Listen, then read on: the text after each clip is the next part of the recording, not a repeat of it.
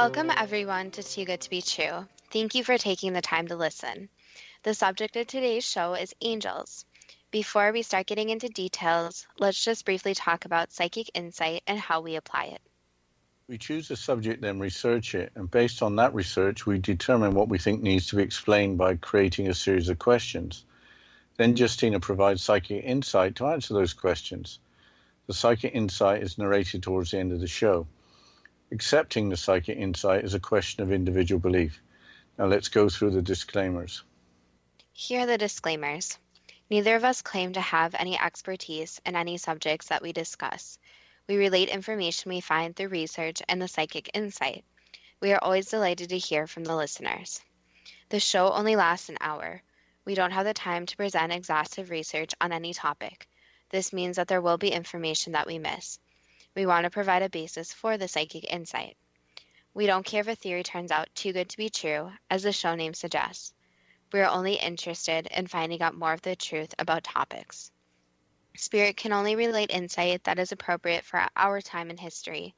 Free will cannot be affected. Only comments that are appropriate for our time can be given through the psychic insight. Much of the subject matter in shows may have already been covered many times in other media. We want to look into subjects in a new, different way and be thought-provoking. We are not so good with pronouncing names, we apologize. And neither of us have any experience of any paranormal investigation. If we have misstated anything, we apologize. Today's subject was suggested by you. Yes, it's a positive subject I've been looking forward to. If there are angels that come to our assistance, then we know that we are in good hands and we have a lot less to worry about. Yes, I think that many of us can look back at incidents in our lives and wonder where the help came from. Angels are immediately recognizable in art and literature. Michelangelo is supposed to have said, "I saw the angel in the marble and I carved until I set him free." The statue referred to was finished in 1495 while Michelangelo was still an apprentice. The carving of the angel holding a candlestick is situated in the Basilica of San Domenico, Bologna, Italy. There are lots of images of angels, either male or female, in human form, but with large white wings, sometimes in different color robes. Michelangelo's beautiful carving certainly fits that description. I don't think we'll dwell on Michelangelo. I think geniuses are better left for another episode. But there are all sorts of stories about angels helping people out, sometimes in human form. Some believe that everyone has a guardian angel. Why don't we start with some definitions? That sounds easy, but there are lots of different definitions from lots of different sources. Here are some definitions from dictionary.com. One of a class of spiritual beings, a celestial attendant of God. In medieval angelology, angels constituted the lowest of the 9 celestial orders: seraphim, cherubim, thrones, dominations or dominions, virtues, powers, principalities or princedoms, archangels, and angels. A conventional representation of such a being in human form with wings, usually in white robes. A messenger, especially of God. A person who performs a mission of God or acts as if sent by God, an angel of mercy. A person having qualities generally attributed to an angel as beauty, purity, or kindliness, an attendant or guardian spirit. That's a helpful list, and I think it covers most people's ideas of angels, especially in terms of the duties they may perform. Angels were on the lowest order of the 9, below archangels. But it gets confusing because all 9 celestial orders are apparently forms of angels. I think we can simplify things. Author Doreen Virtue has published many books and videos about angels and talks about guardian angels, angels, and archangels. I think we can just discuss those 3 for now. From Doreen Virtue's website, here are 3 descriptions, starting with guardian angels. Quote, "Everyone has a guardian angel with no exceptions. I've met people who have doubted whether they deserve to have a guardian angel. Please know that you have a guardian angel with you, guaranteed. This is the angel who constantly stays with you from birth until your transition back to heaven. The angel's love for you is unconditional and bigger than anything on this earth. Your guardian angel makes certain you are safe and guided always." Unquote. The next description is for angels. Quote, these are beings of light who respond to our calls for guidance, assistance, protection, and comfort. God's thoughts of love create angels. The angels are here to help us, especially when our intent is to bring joy and healing to the world. Ask for as many angels as you want to surround you. Ask for angels to surround your loved ones, your home, and your business. Angels receive great joy at helping us, and they ask only that we occasionally remember to say thank you and gratitude for their help, unquote. The final description is for archangels. Quote, these are the angels who supervise the guardian angels and angels upon the earth. You might think of archangels as the managers among the earthly angels' hierarchy. You can call upon an archangel whenever you need powerful and immediate assistance. Since angels are purely spiritual beings, they have no time or space restrictions. An archangel can help many people in different geographical locations simultaneously. So never worry about calling upon an angel because you fear that your need isn't big enough or that the angel might be busy. Your call for help is sweet music to an angel's ears. Because of the law of free will, angels and archangels cannot intervene in our lives unless we specifically ask for their help. The only exception to this is a life-endangering situation where we could die before our time. Otherwise, it's up to us to remember to constantly invite angels and archangels into our lives, unquote. That's all very reassuring, if it's all true. So what is the difference between a guardian angel and a spirit guide? They seem to have similarities. Doreen Virtue addresses that question. Here is another quote from her website. Quote, guardian angels are sometimes confused with spirit guides. A spirit guide is a loving being who has lived upon the earth in human form. This person then received special training in the afterlife about how to become a spirit guide. The training emphasizes that the guide is not to interfere with your free will or make decisions for you. The guide is there to give you general advice, comfort, and at times warning and protection. Most spirit guides are deceased loved ones such as grandparents, siblings, beloved friends, and parents. Your spirit guide may have passed away in the physical life before you were born. However, this loving being was there at your birth and has been with you every day of your life since. Just as you will always take an interest in your family's future offspring, so do the deceased family members whom we may have never encountered in physical form. Spirit guides act in the capacity of guardian angels in that they may bring many gifts to our lives.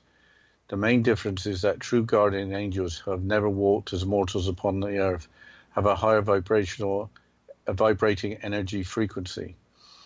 People who are empathic, who can feel the sensation of a spiritual presence, can tell the palpable difference between an angelic and a spirit guide appearance.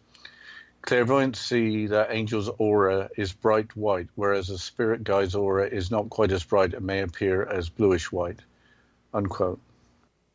When I think of archangels, I think of the word archangel followed by a male name. For example, Archangel Michael or Archangel Gabriel.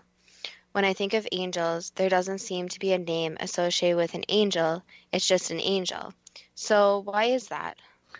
I don't know. I believe that archangels and angels have no gender. Perhaps males typically have more physical strength, and a male name many years ago may have indicated power. An 8th century pope was against angels having names as opposed to archangels, so that may be the explanation. Earlier we discussed angels being messengers or performing missions. Do you have any examples we can discuss? The problem is that there are so many examples. I found the website Angels Online where people have posted their stories since 1994. There seem to be too many accounts to read through all of them. But here's a soldier's story. Quote, one night on guard duty, I was about to go to my tower to guard our compound in Pleiku, Vietnam. As I reached the door, mortar rounds were hitting our compound from every direction. The AOD, that's the administrative officer of the day, ordered all of us to our towers. As I walked under a building, a mortar round went off above my head. All I only remember is a crushing force hitting me and pushing me to the ground. In what seems like a second, a white light covered me, and I found myself under a bed in the guard quarters. The only way for me to get those 100 yards or so was my guardian angel took me from a point of death to a point of life, unquote. Here's another strange event. In 1991, I've not been long in my new house, just long enough that I had everything just about situated where and how I wanted it, with all the appointments that made it my own. I had a steady job with good pay and security. I had a new car, money in the bank. I had made a fabulous deal for the house, which did not tax me in any way. I lay there perfectly content at bedtime with a lamp on. All was silent as I looked around at what I had accomplished for myself and thought about how nice it was and how I had not been this content nor felt so secure for many years, perhaps even in my entire life of 32 years. Suddenly, without warning, an angel appeared in the corner of the room, standing as it floated and bathed in bright light and flowing white garment. The hair was bright gold and the eyes were like sunlight as it spoke these words. You're about to leave all that you know for all that you do not. I think you will have to take us into the break, Justina. Yes, after this short break, we'll continue with this account of a possible angel and some other accounts. And you're listening to Too Good to Be True with Justina Marsh and Pete Marsh on the X Zone Broadcast Network, www.xcbn.net.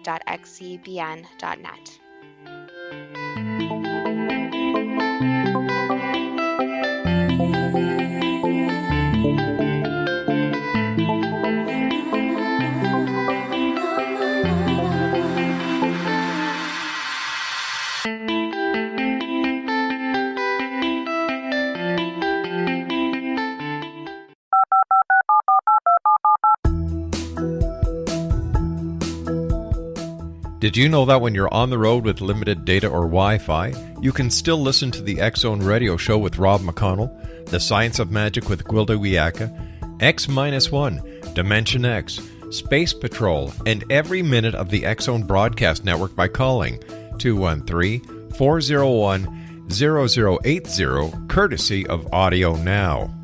No smartphone, app, or internet needed. It saves your data plan and it's free if you have unlimited minutes. Call 213-401-0080 to listen on any phone, anytime, anywhere. Remember 213-401-0080 for the best of the paranormal, parapsychology, and sci-fi radio programming anywhere, 24/7, 365. Gwilda Wiyaka's latest book, The Science of Magic, Book of Mysteries, Volume 1, is the first book in a series based on her writings that open every episode of the Science of Magic radio show. Drawing on the subject matter of each guest, and armed with over 40 years' experience in shamanism, 35 years in alternative health, and degrees in psychology and religious studies, Gwilda introduces relevant and leading-edge information that supports spiritual evolution and personal empowerment. Rich with wisdom and inspirational quotes packaged in digestible segments, this is a book that will pull you from cover to cover. It will also serve as a daily inspirational reading for years to come. The Science of Magic Book of Mysteries, Volume 1 is available at our website, tsompublications.com, amazon.com, and wherever fine books are sold. Back in Victorian England, a famous theologian posed a perplexing riddle. Why are the two top personalities in the Bible tagged with the numbers 7 and 11? Academics agree the answer is found in the stunning discovery of a hitherto secret Bible structure explained in a new book called The Genesis Grid. The discovery is so simple that preschool children could illustrate it. Certain claims are hugely controversial and may offend some, but at the X-Zone, we've studied this awesome new book and agree with one expert, and I quote, "These discoveries appear to be beyond coincidence." So who or what hid this wonderful pattern in the Bible, and what might they do next? Find out more, X-Zone Nation, and read reviews on www.genesisgrid.co.uk. That's www.genesisgrid.co.uk.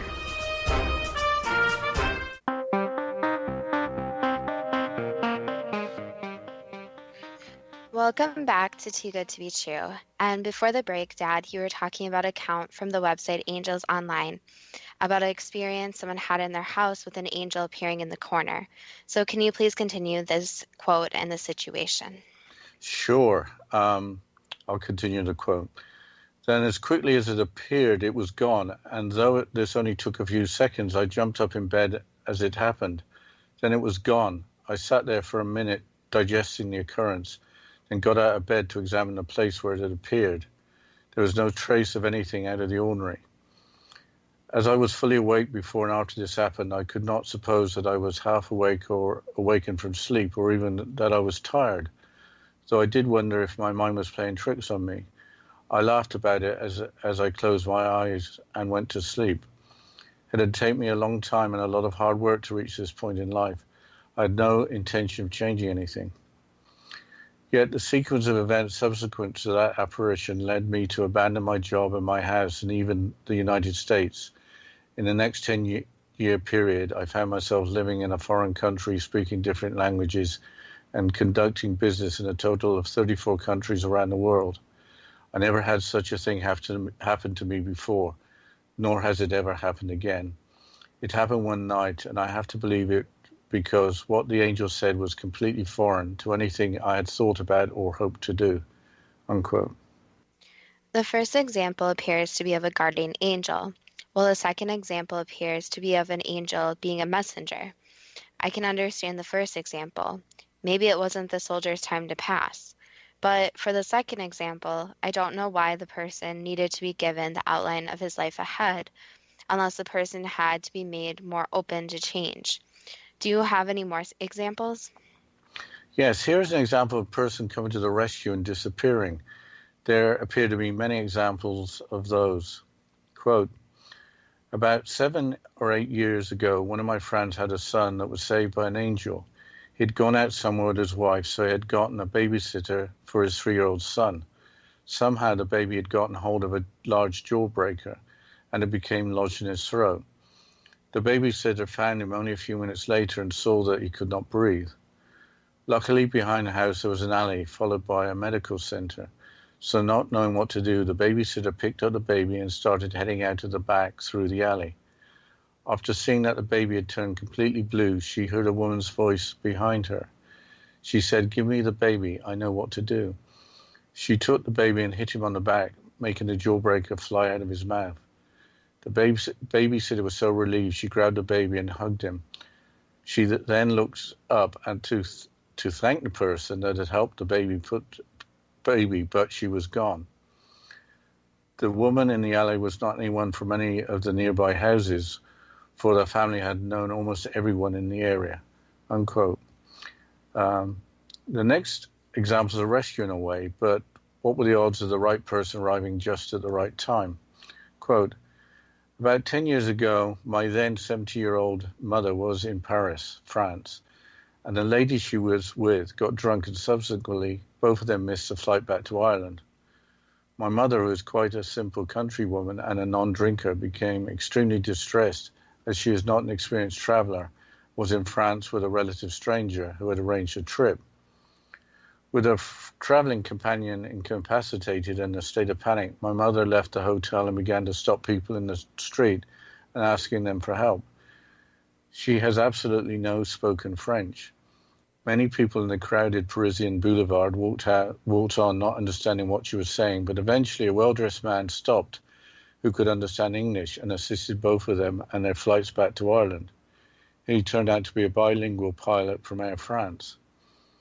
My mother was embarrassed and sheepish when she returned home and told the family about her experience, as we had never met a traveling companion before, and for all of her previous trips and visits had been well organized and prepared.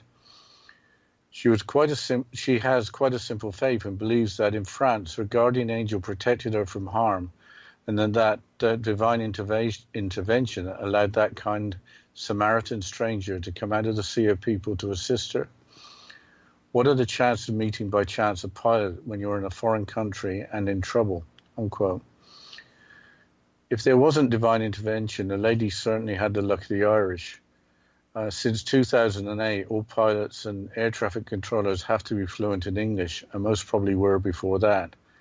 So maybe the French pilot speaking English is not surprising. Changing the subject, we haven't talked about angels and near-death experiences, or NDEs. I came across a peer-reviewed publication in the Journal of Near-Death Studies by Dr. Craig Longdale, chair of the Department of Social Studies at the Western New Mexico University. Dr. Longdale concluded that angels are persons previously unknown to the subject of the NDE who serve as guides, messengers, or escorts during the NDE. Perhaps you could quote an example of an angel being present during an NDE or near-death experience. Here's a quote from neardeath.com. It is from an account by Donna Gatti. Quote, "My first encounter with angels occurred in 1974. While undergoing a surgical procedure, the doctor made a mistake, cut an artery, and I lost too much blood to sustain life. As my physical body lay down on the operating table, I rose up and surveyed the situation. I noticed that the doctors and nurses were upset and were working desperately to save me. In my ethereal body, with my mental faculties and personality intact, I went nose to nose with each one and told them to relax, that I was okay, but they ignored me. Frustrated, I moved higher up, away from my body, and began to fly. Gravity had no effect on me. Flying was natural and effortless, sort of like swimming underwater, but in an ocean of brilliant white light. During my near-death experience, 2 escort angels came to take me home." The account continues. "The nurse yelled, 'We're losing her.' At the sound of distress, I was propelled upward. The farther I went up, the brighter the light became. 2 cherubs appeared, one on either side of me, and we slowly drifted to the corner of the ceiling. We communicated through mental telepathy, which is faster and more efficient than mere words. They told me they were escort angels and had come to take me home. But before we could go, I had to look at my body I was leaving behind. She was 25 years old and in perfect health, except for the loss of blood and spirit. I determined that the situation was not serious enough, and in less than an instant, I re-entered my physical body through the navel. I was back on Earth and suffering from homesickness." Unquote. There is a fascinating account of an angel visitation on the same website, neardeath.com, about Dr. Frank Oski, a well-known professor of pediatrics. As a medical student, Oski was enthusiastic about the potential of modern medicine, but frustrated by the fact that children die of congenital defects that are beyond anyone's control. One night he went to bed pondering the fate of a dying patient. Although he was doing his best, the child was not improving. He felt powerless to help and went to sleep wondering why this child had to die. About an hour after falling asleep, Oski was awakened by a bright light, one that shone in his room like a private sun. Oski could make out the form of a woman in the glow of the intense light. She had wings on her back and was approximately 20 years old. In a quiet and reassuring voice, the woman explained to the speechless Oski why it was the children had to die. The angel said that life is an endless cycle of improvements and that humans are not perfect yet. She said that most people have the secret revealed to them when they die, but that handicapped children often know this and endure their problems without complaining because they know that their burdens will pass. Some of these children, she said, have even been given the challenge of teaching the rest of us how to love. It stretches our own humanity to love a child who is less than perfect, said the angel, and that's an important lesson for us." End quote. The angel's visitation may well have helped Dr. Oski continue with his studies and not get despondent. That's a really helpful story in helping to understand why some things are the way they are. Most of the stories have been dramatic, but what if you could receive help from angels in less serious circumstances? The website askangels.com has a list of 5 ways to ask for help. Mentally ask for help out loud, write your angels a letter, visualize angels with you, and angelic help and feeling. Here are examples from askangels.com of asking an angel for help. Angels, please help me to make healthy choices in all areas of my life. Or, Angels, I'm hurting and need your help. Please step in and assist me. For asking for help out loud, obviously somewhere where you won't be overheard would be a good location, but somewhere pleasant in nature is suggested. Writing a letter to your angels might seem to be rather odd, but writing something down normally involves slowing down and organizing your thoughts. So it is probably not the letter itself, but the process in creating it that is important. Apparently, just visualizing angels is a means of calling in their presence. For angelic help and feeling, I'm going to quote from the Ask Angels website. The first way is when you're feeling challenged, angry, upset, etc. Allow yourself to fully feel the challenging emotion, and then ask or simply imagine the angels taking the dense emotions and feelings from you and releasing them into the light. Then imagine they are being replaced with high vibrational angelic healing of divine love, light, and compassion. Witness and feel the shift. This is a powerful way to work with your angels. I'll continue talking about asking for help from angels after this short break. And you're listening to Too Good to Be True with Justina Marsh and Pete Marsh on the X Zone Broadcast Network, www.xzbn.net.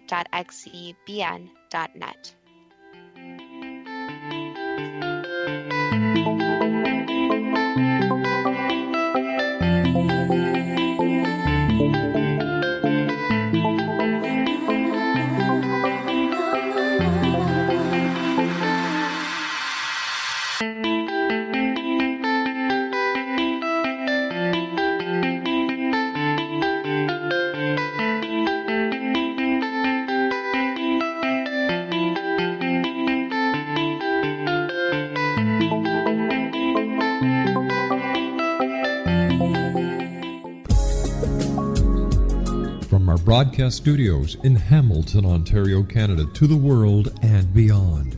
You're watching the X Zone Broadcast Network, www.xzbn.net.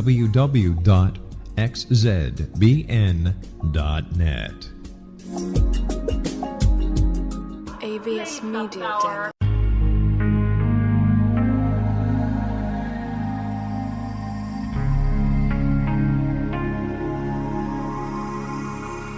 The scientist and the mystic have been on an age-old, relentless search with one thing in common. They seek truth. Their paths converge in the 40,000-year-old practice of shamanism, an ancient science delving to the quantum level of life, facilitating healing, manifestation, and evolution.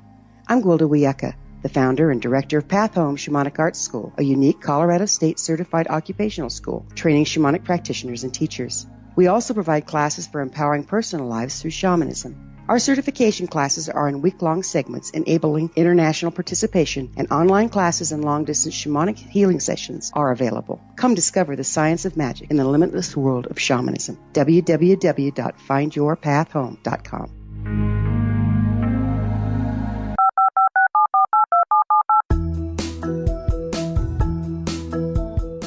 Did you know that when you're on the road with limited data or Wi-Fi, you can still listen to the X Zone Radio Show with Rob McConnell, The Science of Magic with Gwilda Wiyaka, X-1, Dimension X, Space Patrol, and every minute of the X Zone Broadcast Network by calling 213-401-0080, courtesy of Audio Now. No smartphone, app, or internet needed. It saves your data plan, and it's free if you have unlimited minutes. Call 213-401-0080 to listen on any phone, anytime, anywhere. Remember 213-401-0080 for the best of the paranormal, parapsychology, and sci-fi radio programming anywhere, 24/7, 365.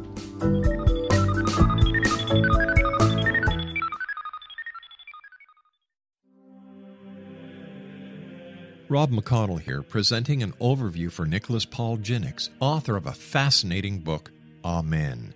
It presents facts revealed by Egyptologists, facts that enable us to understand why Amen is the beginning of creation of God.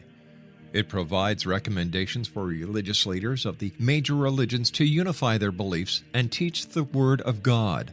Love one another. Amen informs people how mankind conceived God. It was the Egyptians that developed the concepts of a soul, a hereafter, and Son of God. And finally, after the worship of many gods, they conceived the belief in one universal God, the maker of all there is. For more information, visit www.futureofgodamen.com. That's www.futureofgodamen.com.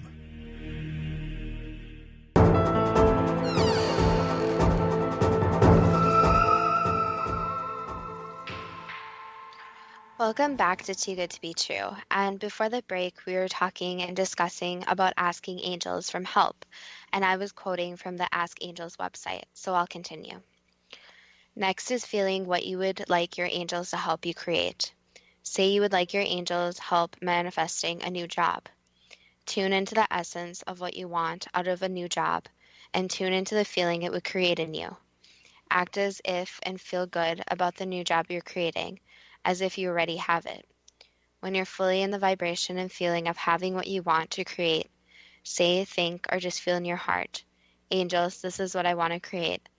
Thank you for helping me to fully align with it." End quote. I think it is a good idea to thank your angels before and after you ask for help. Besides being besides thanking them, it shows a positive intention.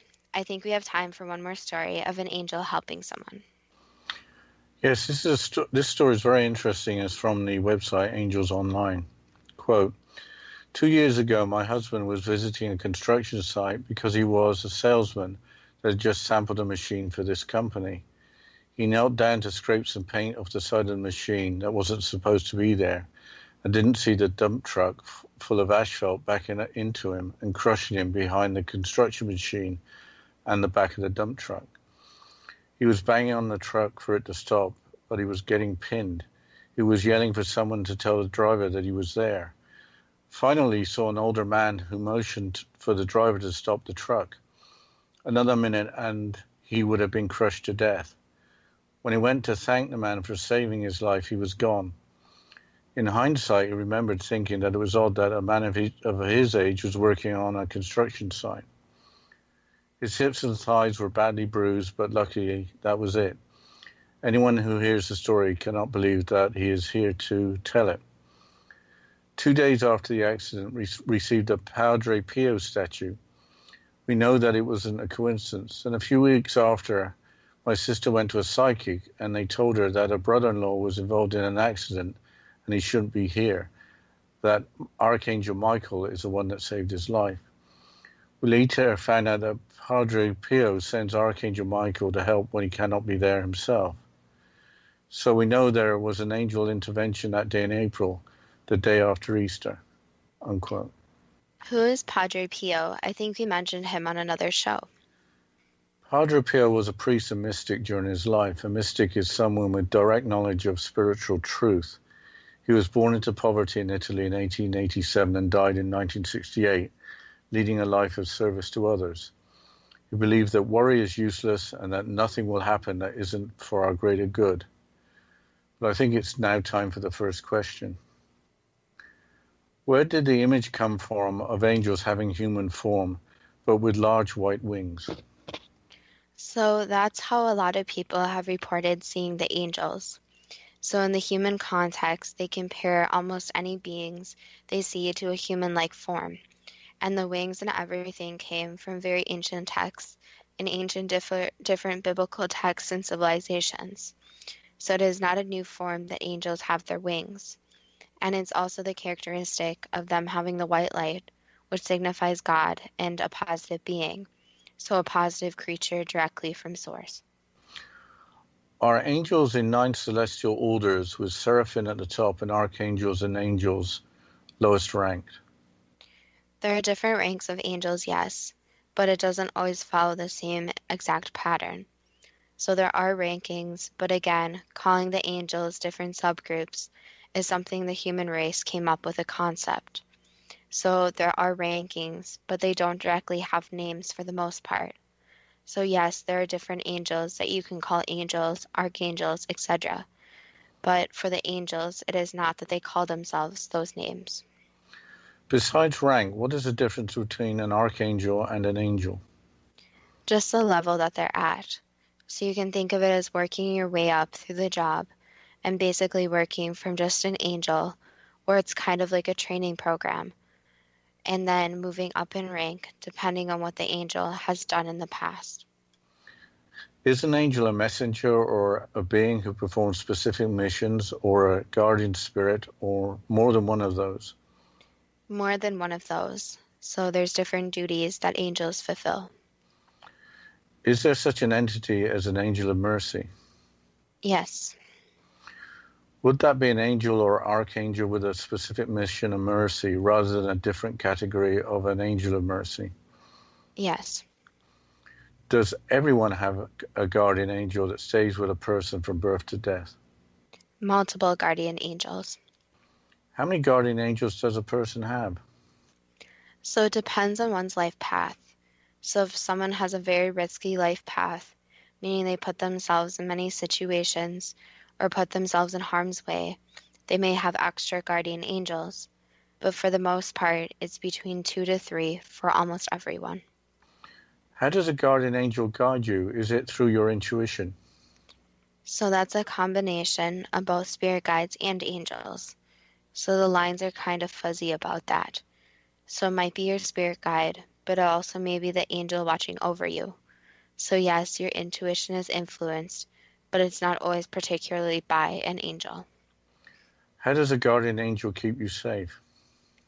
So obviously there's the life path that a person's on, and there are different situations that do come up which aren't completely on the path. So obviously the phrase is that it's not someone's time to pass away, or it's not someone's time, comes up with regards to this. So there's a planned death time and situation where a person will pass away. So they basically protect you from scenarios which are not aligned with the path. Is this done through intuition, or are there signs? Both. So intuition for the most part, but also actually coming forward as an angel and being an ultimate protection barrier when it's extremely necessary. Do angels other than guardian angels listen to our call for guidance, assistance, protection, or comfort? Yes. Do angels other than guardian angels generally help our family, home, or business when asked? Yes. Will an archangel provide immediate and powerful assistance when asked? Not always. So again, if it aligns with the path, there may be some situations where it's necessary that an archangel actually does intervene, but not always. So that's the tricky line of humans learning from their own mistakes and correcting it versus getting extra help from God/source. Assuming that an archangel is more powerful than an angel, is that the only difference? Yes and no. So there are other differences, obviously, since archangels are more, you could say, specialized. So each angel has its own more unique features compared with angels, where they're more similar with regards to what their purpose is and what they do, but also obviously the ranking system too. Can only an archangel provide immediate, powerful assistance for someone in mortal danger? No, normal angels can do that also. Do angels like to be asked for help and also be thanked for it? Yes, so asking for help is always positive. So doing this through any way. So speaking out loud, praying, even small things like doing small rituals with candles, whatever a person feels most comfortable with, and giving thanks is always appreciated. What is the difference between a guardian angel and a spirit guide? So the main difference is that a guardian angel is more reactive than proactive. So a guardian angel is more watchful, watching over, intervening when absolutely necessary. While a spirit guide is more in the name of a guide. So a spirit guide is more with the step-by-step things and the smaller things. So for example, if someone makes a financial decision, an angel will probably not step in. But a spirit guide is watching over, watching the path. So angels are more there for more life and death reasons, while spirit guides are there for more daily, different tasks. Are the auras of guardian angels and spirit guides as seen by clairvoyants different? Yes. What is the difference in their auras? So the auras for a guardian angel are usually white, pure source light, while spirit guides are more of a whitish, yellowish, even sometimes a blue tinge to them. So spirit guides are obviously still from source, still the pure white light, but their auras are just slightly different from the pure white light of angels. Do all angels, including guardian angels, have names, not just archangels? Yes and no. So that's a complicated question since there are so many different angels. So archangels, because there are fewer of them, are actually easier to have names. But the thing is that naming is also a human concept, which makes it tricky since yes, an angel could have a name, but it's not as relevant in the spirit world. Why did the Pope in the 8th century think that angels don't have names? Because they don't get called by their names. So since there's so many, just saying angels is a lot easier than trying to discover thousands and thousands of different names. Was a soldier in Vietnam saved from a mortar shell by being moved about 100 yards to safety? Yes. What type of angel saved the soldier? Their guardian angel. Did an angel appear in the corner of a room and say to the person, "You're about to leave all that you know for all that you do not"? Yes. Did the angel's message help the person adjust to their new life traveling the world? Yes, and also avoiding a very possible incoming death, which needed to be prevented. Which type of angel visited the person? That was an archangel. Did the angel in the corner take a form that would make the person believe that an angel was present? Yes, but we'll have to continue with the questions and the psychic insight after this short break. And you're listening to Too Good to Be True with Justina Marsh and Pete Marsh on the X Zone Broadcast Network, www.xzbn.net.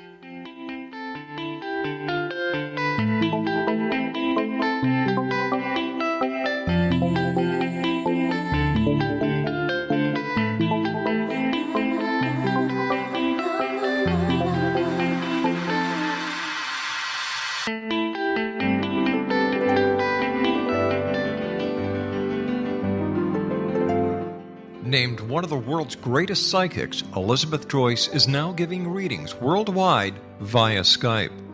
Elizabeth Joyce is recognized for her clairvoyant ability to help find missing persons, her analysis of dreams, past life regression work, mediumship, and her accurate predictions. Elizabeth has been a frequent guest on the X Zone radio show with yours truly, Rob McConnell, now for several years. For an appointment with Elizabeth Joyce, call 201-934-8986 or Skype at elizabeth.joyce. And for more information, you can always visit Elizabeth Joyce online at www.new-visions.com.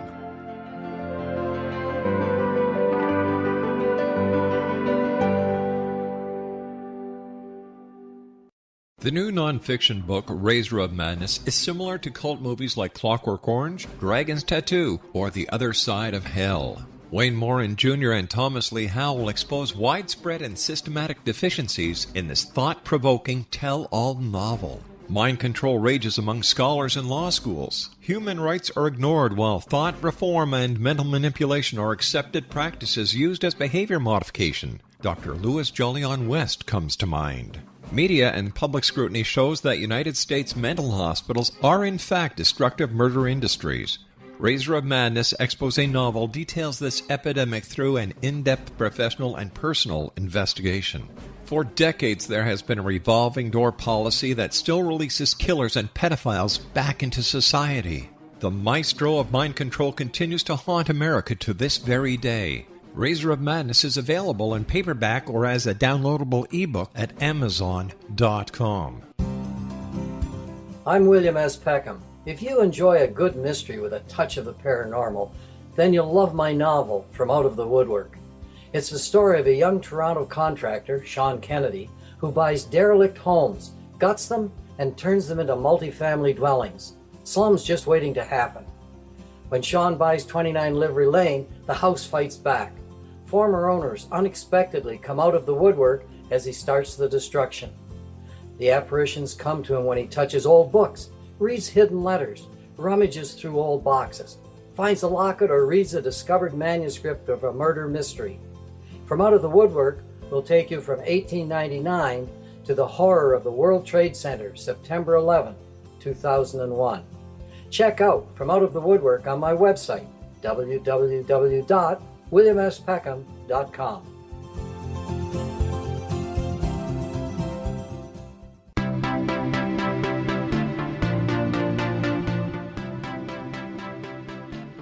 Welcome back to Too Good to Be True. And before the break, we were going through the questions in the psychic insight for the show Angels. So, Dad, can you please continue with the questions? Sure. Was the lady who knew what to do in saving the baby by hitting on the baby's back an angel? Yes. Which type of angel saved the baby's life? A guardian angel. Was the bilingual French pilot who helped the lady from Ireland and her traveling companion get home from Paris an angel? That was a spirit guide. Can spirit guides take human form? In extreme situations, yes. Can angels be present during near-death experiences? Yes. Which type of angels would be present during near-death experiences? It really depends, but usually it would depend on the situation. So it might be an archangel, or it might be a guardian angel, or it might just be a normal angel, that their job isn't only to be a guardian angel. So it could just be an angel that decided to step in and help with the process. So it really depends on the situation. But it's usually whatever angel senses that a near-death experience is happening, and it's not the person's time to go. So it's whoever can provide the most help the quickest. Is there such a thing as escort angels that help people arrive home when they die? Yes. Did an angel visit Frank Oski, explaining to him why some children die young and that there were reasons for that? Yes. Is life a cycle of improvements? That can be said, yes. Do handicapped children have the task of teaching us life lessons? Yes, and also to expand on that, to also be a very positive presence in many cases. Which type of angel visited Frank Oski? That was an archangel. Did the archangel help Frank Oski continue with his career? Yes, and helped resolve a lot of conflict within himself. Can you ask angels to assist you in making choices or improving your life? Yes, you can always talk to any positive beings to help. So God or Source, whichever one you want to use. You can reach out to angels, spirit guides, any positive being, and everyone will be listening. Which method or methods is the most effective for communicating with angels? Whatever method a person feels most comfortable with. So each person is individual about that. So whatever belief system they have, everyone will still hear them. Did an older man appear and save the life of the salesman by yelling at the dump truck driver to stop? Yes. Did the man immediately disappear? Yes. Did Archangel Michael save the salesman's life? It wasn't Archangel Michael, but it was one of the archangels, yes. Did Padre Pio send the archangel to save the salesman's life? Yes. Is Padre Pio helping humanity from the other side? Yes, many spirits try to help from the other side. What can we learn from miraculous stories of angels taking temporary human form to save people's lives? The real takeaway here is that there are many different belief systems, obviously, and asking for help is something that anyone can do in any type of belief system. So angels do things that aren't logical, obviously.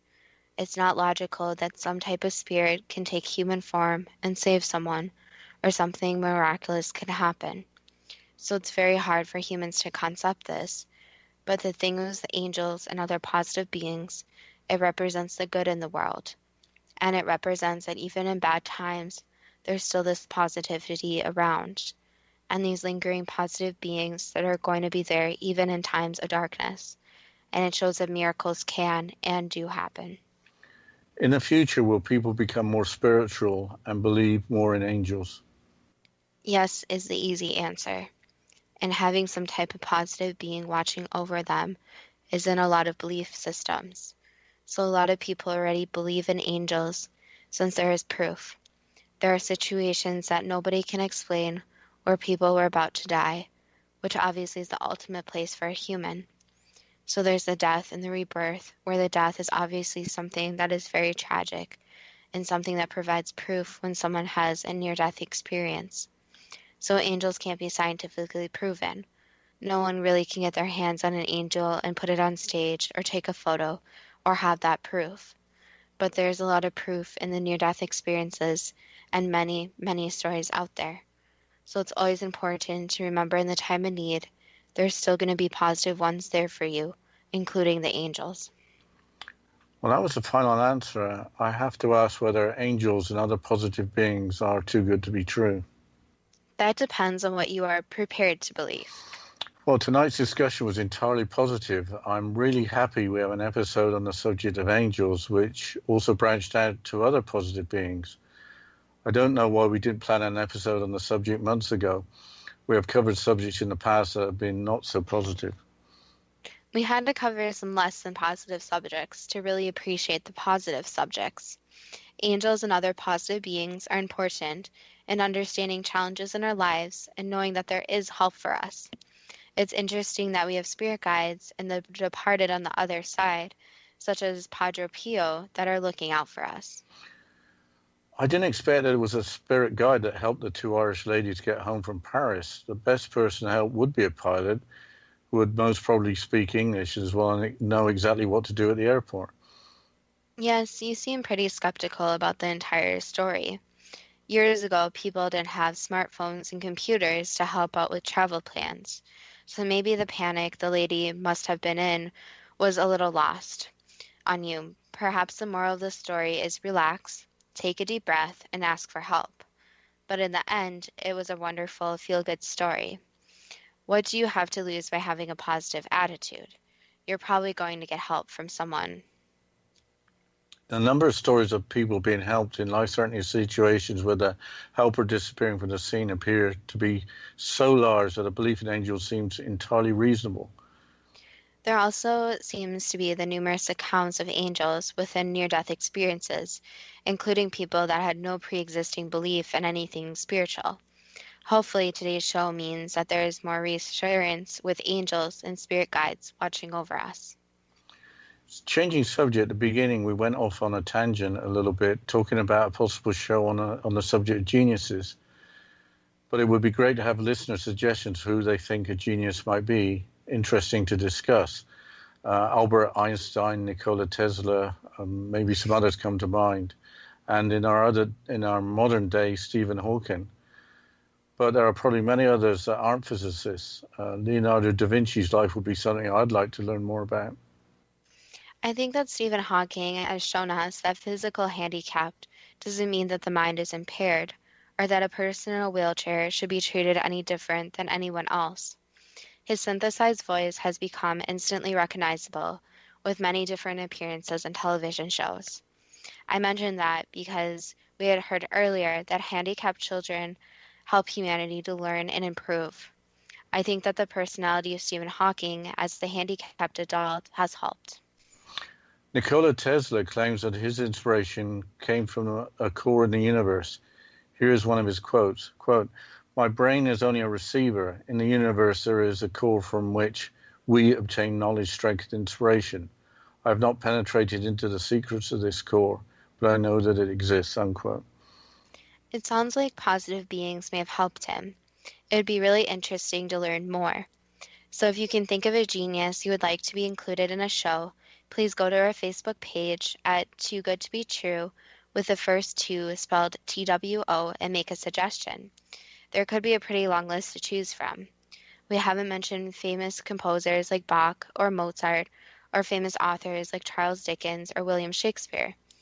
Were they helped from the other side, or were they just geniuses? I think today that we learned that help is available to all of us. If you have an idea for a completely different show, that's fine too. We're, of course, looking for listener suggestions.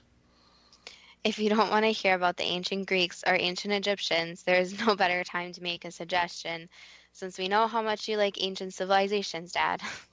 Yes, if you don't want to show on Easter Island and those stone figures, this is a great time to make a suggestion.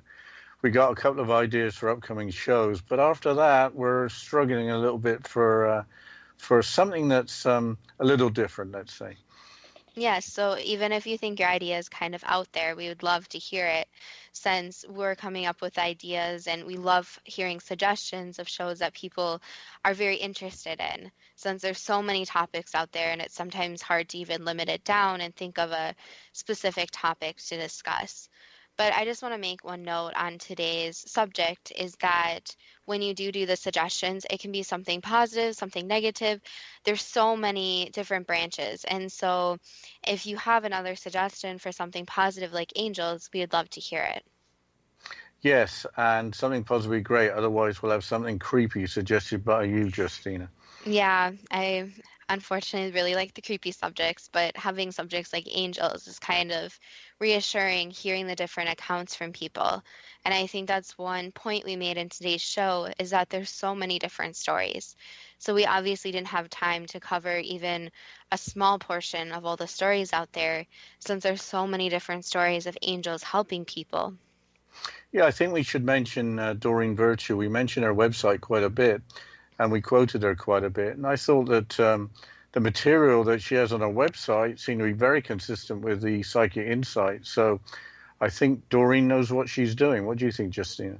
Yes, I think there's many different people out there that are studying these different stories and studying these positive creatures, which is amazing. I mean, it's very reassuring knowing that there is these positive beings out there helping us. But as we stated before, if you have any listener suggestions, just go to Too Good to Be True with the first two spelled TWO. And if you have any comments or personal stories on today's show. And as always, thank you so much to the listeners, and stay tuned for next week's show.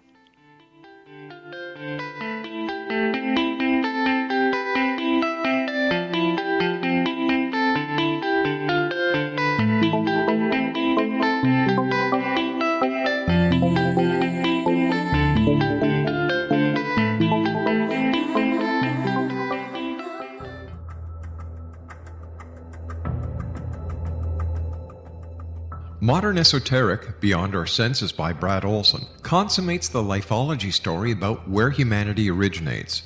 It is the lost continents, the primitive wisdom, the mythos of creation, and the rethinking of ancient history as we are taught in academia. There is much more to the story than what we have been told.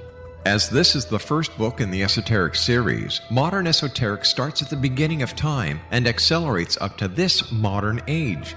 Future Esoteric is book 2 in the series and takes a forward-looking position ahead of today with an open and honest examination of the ET issue and various unexplained phenomena.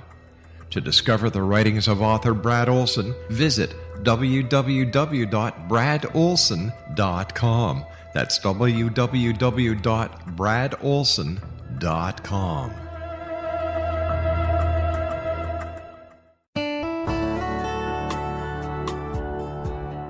Are you, or is someone you know, struggling with addictions, depression, anxiety, relationships, low self-esteem, lack of confidence, grief, success, and prosperity? Do you know that your subconscious belief plays a big role in the outcome of your hard work?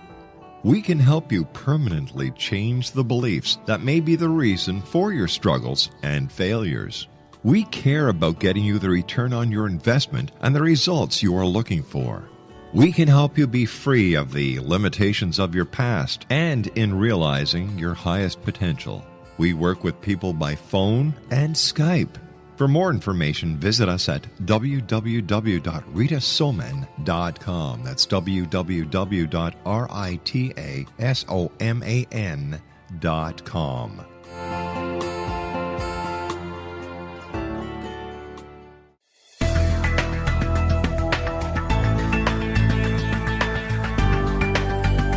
Do you think you have energy problems in your home?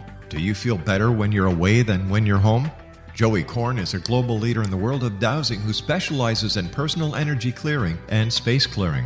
He can help you create an ideal energy environment in your home no matter where you live in the world. Learn about his remote spiritual house cleaning services and much more at www.dowsers.com. You can get Joey's book, Dowsing, A Path to Enlightenment, as well as other dowsing books and tools, Kabbalah books, and Walter Russell books. Joey's work is really amazing. Go to dowsers.com right now. That's DOWSERS.com, or call 1-877-DOWSING. That's 1-877-369-7464.